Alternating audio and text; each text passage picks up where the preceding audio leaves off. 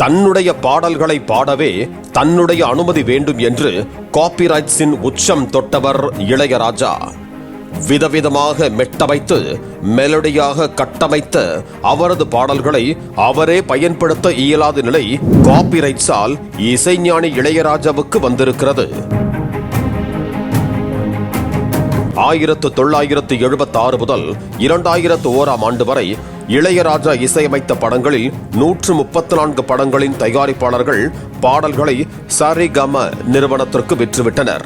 இந்த நிலையில் அந்த பாடல்களின் உரிமை தன்னை சார்ந்தது என்றும் தனது இசையில் உருவான பாடல்களை சரிகம நிறுவனம் பயன்படுத்தக்கூடாது என்றும் இளையராஜா காப்பிரைட்ஸ் நோட்டீஸ் அனுப்பினார்.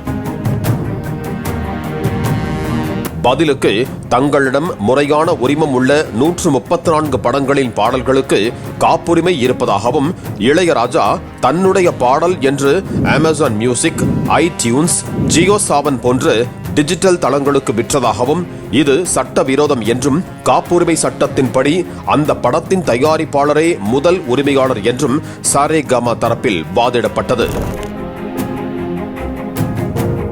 இந்த வழக்கின் விசாரணையின் போது இளையராஜா இசையமைத்த அன்னக்கிளி, 16 வயதினிலே, ரோசாப்பூ ரவிக்கைக்காரி, இரட்டைவால் குருவி, முள்ளும் மலரும், தூரல் நின்னு போச்சு உள்ளிட்ட 134 படங்களின் பாடல்களுக்கான உரிமையை பெருந்தொகை கொடுத்து படத்தின் தயாரிப்பாளர்களிடம் பெற்றுள்ளதாக அது தொடர்பான ஆவணங்களை சரிகம தாக்கல் செய்தது. விசாரணையின் இறுதியில் சரிகம கைவசம் உள்ள 134 படங்களின் பாடல்களையும் இளையராஜா பயன்படுத்த இடைக்கால தடை விதித்த நீதிமன்றம் சரிகம அனுமதியின்றி இந்த படங்களின் பாடல்களை இளையராஜா விற்கவோ பயன்படுத்தவோ கூடாது என்று உத்தரவிட்டது. இந்த தடையால் அவர் இசையமைத்த முதல் படமான அன்னக்கிளி படத்தின் பாடல்களையே இளையராஜா பயன்படுத்த இயலாத நிலை ஏற்பட்டிருக்கிறது. தடை விதித்த படங்களில் இடம்பெற்ற பாடல்கள் ஒவ்வொன்றும் இளையராஜாவின் இசை மகுடத்தில் ஜொலிக்கின்ற வைரக்கற்கள் போன்றவை என்பதால் இளையராஜா தரப்பு அதிர்ச்சி அடைந்தது. மூடு பனி படத்தில் இடம்பெற்ற என் இனிய பொன்னிலாவே பாடலையும் இளையராஜா இனி பயன்படுத்த முடியாது. மயிலின் ராகமாக 16 வயதினிலே படத்தில் இடம்பெற்ற எந்த ஒரு பாடலுக்கும் இனி இளையராஜா சொந்தம் கொண்டாட முடியாது.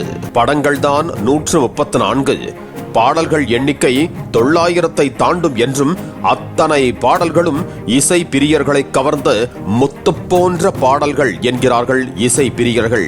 மாலை பொழுதில் வழங்கப்பட்ட இந்த தீர்ப்பால் இனி பொன்மாலை பொழுது பாடலை கூட இளையராஜா பயன்படுத்த முடியாத நிலை ஏற்பட்டிருக்கிறது. கண்ணன் ஒரு கைக்குழந்தை என தமிழ் ரசிகர்களை தாலாட்டிய பாடலும் சரிகம கையில் தான் இருக்கிறது.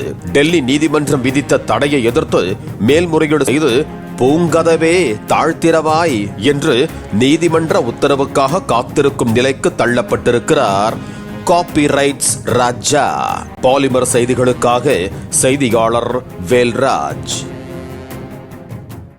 பிளே ஸ்டோர் மற்றும் ஆப் ஸ்டோரில் இருந்து பாலிமர் செயலியை QR கோடு மூலம் பதிவிறக்கம் செய்யுங்கள். செய்திகளை உடனுக்குடன் பெறுங்கள்.